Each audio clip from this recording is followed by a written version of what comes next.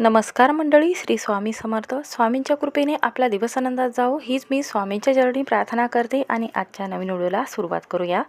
तर होळी 2 मार्चला आलेली असून या दिवशी या वर्षाचे सर्वात मोठे चंद्रग्रहण राहणार आहे. या दिवशी कारण फाल्गुन महिन्याची पौर्णिमा यावर्षी 2 दिवस राहणार आहे.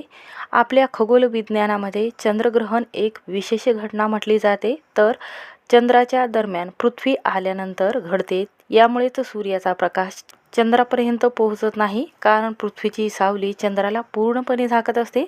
म्हणूनच चंद्रग्रहणाला धार्मिक दृष्टिकोनातून खूपच श्रेष्ठ म्हटलं गेलेलं आहे. तर यंदा 3 मार्च या दिवशी मंगळवार आलेला आहे.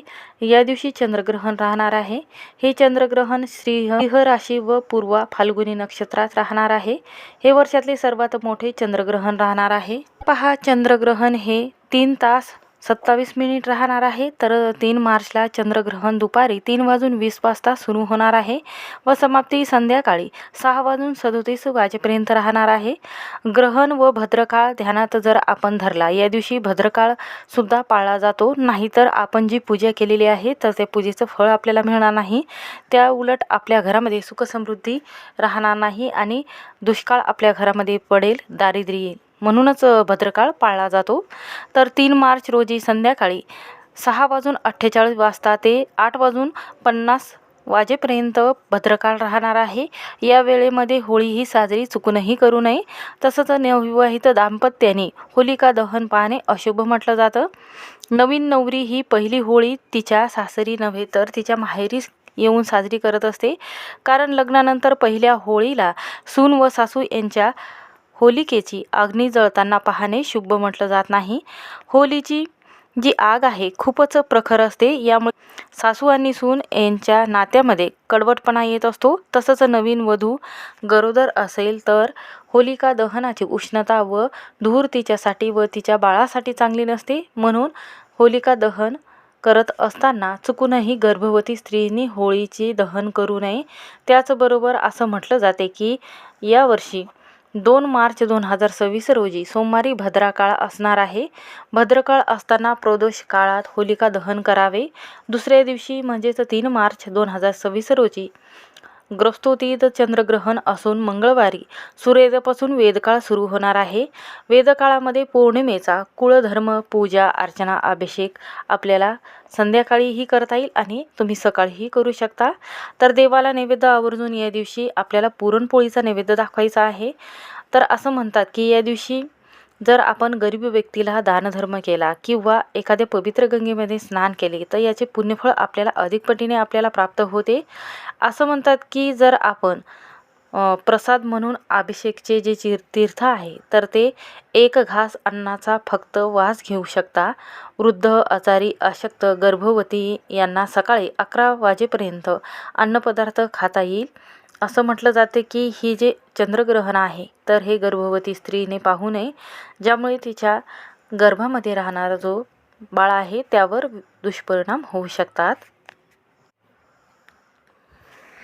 कारण सोमवार हा दिवस भगवान भोलेनाथांना अतिशय प्रिय असणारा दिवस आहे. या दिवशी श्री हरी विष्णू यांना हा दिवस समर्पित असल्यामुळे या दिवशी श्री सत्यनारायण देवाची आपण पूजा करत असतो आणि धनाची देवता कुबेर देवता यांची पूजा केली जाते आणि लक्ष्मी देवीला हा समर्पित दिवस केला जातो. कारण हा दिवस जो आहे तर योगायोगाने हा सोमवारी आल्यामुळे आणि या दिवशी पौर्णिमा आल्यामुळे हा दिवस अत्यंत शुभ मानला जातो. या तिथीच्या दिवशी 4 योग जे आहेत तर ते जुळून येणार आहेत. अमृत सिद्ध योग, सर्वार्थ सिद्ध योग आणि रवियोग. अशा योगामध्ये जर पूजा केली तर पूजेचे फळ जे आहे तर ते दुपटीने आपल्याला प्राप्त होते. कारण पहा, जे नक्षत्र आहे या नक्षत्राचा राजा या चंद्रग्रहणाला म्हटला गेलेला आहे. म्हणून या नक्षत्रामध्ये कोणतेही शुभ कार्य किंवा कोणतेही काम असेल तर ते केले जात नाही ज्या दिवशी चंद्रग्रहण असते त्या दिवशी.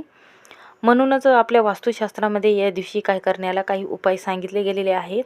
तर आपल्याला देवी लक्ष्मीला प्रसन्न करून घेण्यासाठी आणि आपल्या घरामध्ये सुखसमृद्धी येण्यासाठी आणि कोणत्याही कामामध्ये आपल्याला सक्सेस हे मिळण्यासाठी, प्रगती होण्यासाठी.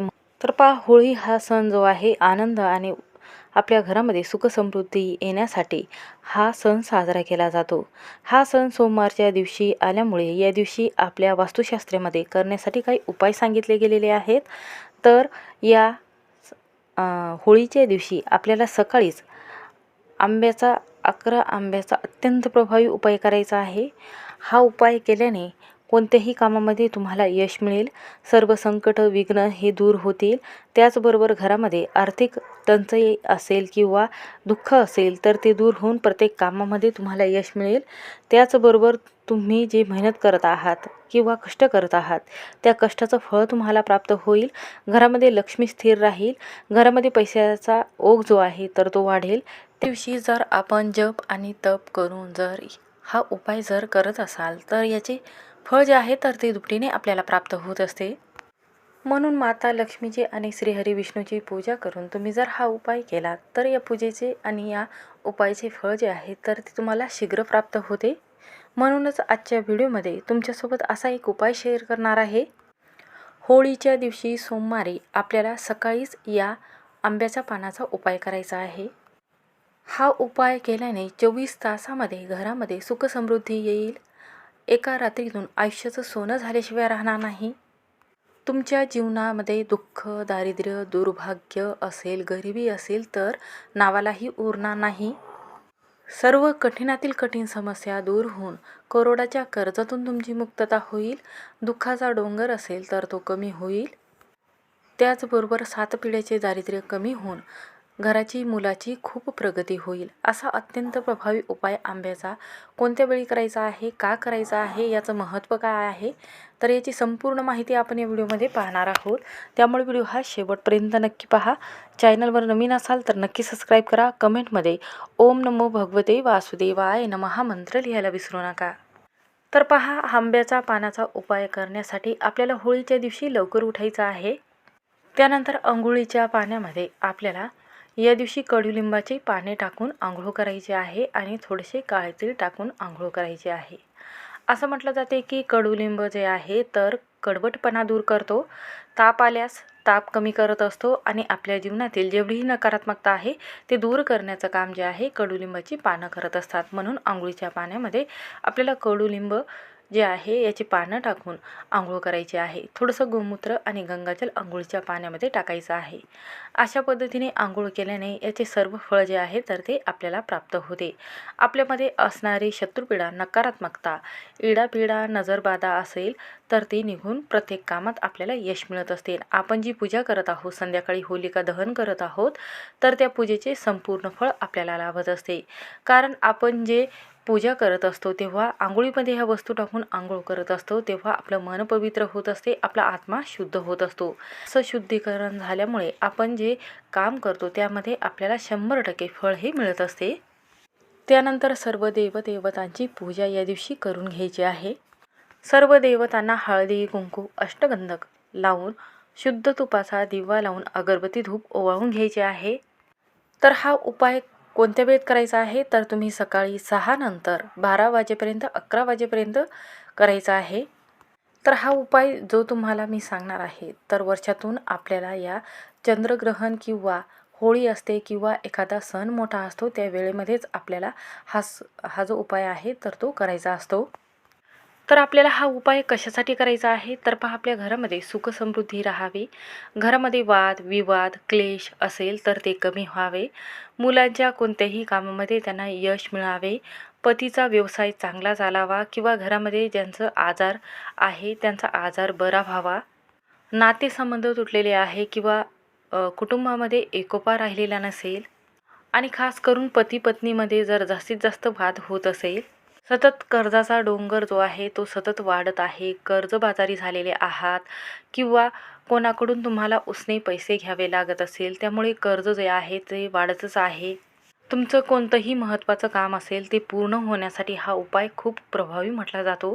तसंच आपल्या मनामध्ये काही इच्छा असतात त्या पूर्ण होण्यासाठी आपण भरपूर मेहनत करत असतो, धडपड करत असतो, पण कितीही कष्ट आणि मेहनत करूनही तुम्हाला श्रीमंतीचे योग जे आहे तर ते जुळून येत नाही. घरामध्ये दारिद्र्य येते, लक्ष्मी घरामध्ये असल्यासारखं वाटत नाही. घरामध्ये आल्यानंतर आपल्या घरामध्ये वातावरण जे आहे हे शुद्ध वाटत नाही. तर हा उपाय केल्याने आपल्या सर्व कुटुंबाची एवढी प्रगती होते की घरामध्ये पैसा येऊ लागतो. माता लक्ष्मी अखंड स्वरूपात घरामध्ये वास करत असते. घरातील सर्व दोष, संकट, विघ्न, वास्तुदोष हे दूर होतात. त्यानंतर आपल्याला इथे 11 आंब्याची पानं घ्यायची आहे. त्याचबरोबर 11 पिवळ्या रंगाची फुलं घ्यायची आहे आणि कडुलिंबाची पाने देखील आपल्याला यामध्ये घ्यायची आहे. त्यानंतर काय करायचं आहे, तोरण आपल्याला तयार करायचं आहे. एक तोरण करण्यासाठी आपल्याला लाल कलावा धागा घ्यायचा आहे. पहा, कलावा धागा जो आहे तर तो हातामध्ये बांधला जातो. यामुळे कोणतीही दृष्ट, नजरबाधा, दोष किंवा काही नकारात्मकता असेल तर ती घरामध्ये वास करणार नाही किंवा आपल्या मनामध्ये राहणार नाही. त्याचमुळे जो धागा आहे, लाल कलावा धागा हातामध्ये बांधला जातो आणि मुख्य उंबरवट्यावर बांधला जातो. तर इथे लाल कलावा धागा जो आहे तर तो घ्यायचा आहे. त्यानंतर आंब्याची पानं याला 11 लावायचे आहेत. त्यानंतर मधोमध आपल्याला फूल लावायचं आहे. त्याचबरोबर आपल्याला काय करायचं आहे तर एका वाटीमध्ये आपल्याला अष्टगंधक किंवा या अष्टगंधकाऐवजी तुम्ही लाल कुंकू देखील घेऊ शकता. त्यानंतर काय करायचं आहे, 2 पानावर सर्वात प्रथम जे शेवट आणि सर्वात प्रथम जे पान आहे तर त्यावर शुभ आणि लाभ काढायचा आहे. खाली दोन्ही साईडला आपल्याला स्वस्तिक हे काढून घ्यायचं आहे. जसं की शुभ काढल्यानंतर वरच्या साईडला आणि खालच्या साईडला आपल्याला स्वस्तिक हे काढून घ्यायचं आहे. 10 किंवा 9 पानं राहिलेले आहेत त्यावर आपल्याला स्वस्तिक हे काढून घ्यायचं आहे. किंवा तुम्ही एक कुंकाचा टिळकसुद्धा लावू शकता. त्यावर हळदी कुंकू अक्षता अर्पण करायच्या आहेत. त्यानंतर काय करायचं आहे तर आपल्याला या धाग्याला थोडंसं जे गोमूत्र आहे ते शिंपडायचं आहे आणि हे जे आंब्याचं तोरण आहे मुख्य उंबरवट्यावर लावायचं आहे. असं म्हटलं जातं की कडुलिंबाच्या पानाचा या दिवशी अंघोळीच्या पाण्यामध्ये जर वापर केला आणि तुम्ही आंब्याचं पान जेव्हा बांधत आहात त्यामध्ये जर तुम्ही लिंबाचे पान 2 ठिकाणी 2 जर बांधले तर घरामध्ये नकारात्मकता येत नाही, शत्रुपीडा लागत नाही व कोणतीही व्यक्ती तुमच्या घरामध्ये आल्यानंतर तिची कोणतीही जी नजरबाधा आहे किंवा नजर दोष असेल तर ते आपल्या संपूर्ण कुटुंबावर लागत नाही. म्हणून आपल्या घरामध्ये एखादा मुलगा असेल चिडचिड करतो किंवा पती असेल तर ते चिडचिड करतात. हे सर्व दोष निघून जाण्यासाठी आपल्याला हा उपाय करायचा आहे. त्यानंतर मुख्य उंबरवट्यावर आपल्याला कुंकाच्या किंवा हळदीच्या सहाय्याने एक स्वस्तिक काढायचं आहे. त्याला दिव्याने ओवाळून घ्यायचं आहे, अगरबत्ती ओवाळून घ्यायची आहे. त्यानंतर मुख्य उंबरवट्यावर झाल्यानंतर आपल्याला सर्वात प्रथम तुळशीजवळ ही स्वस्तिक काढायचं आहे आणि तिथे एक शुद्ध तुपाचा दिवा लावून आपल्याला त्या स्वस्तिकची पूजा जी आहे तर ती करायची आहे. अशा पद्धतीने जर तुम्ही आंब्याचा पानाचा हा जर उपाय केला तर घरामध्ये सुखसमृद्धी येत असते आणि घरामधले जेवढे सर्व दुःख आहे, त्रास आहे किंवा दारिद्र्य आहे तर ती कमी होण्यास मदत होत असते. म्हणून हा उपाय करून पहा, सर्व कामामध्ये तुम्हाला यश मिळेल. श्री स्वामी समर्थ. व्हिडिओ आवडला असेल तर स्किप न करता शेवटपर्यंत नक्की पहा.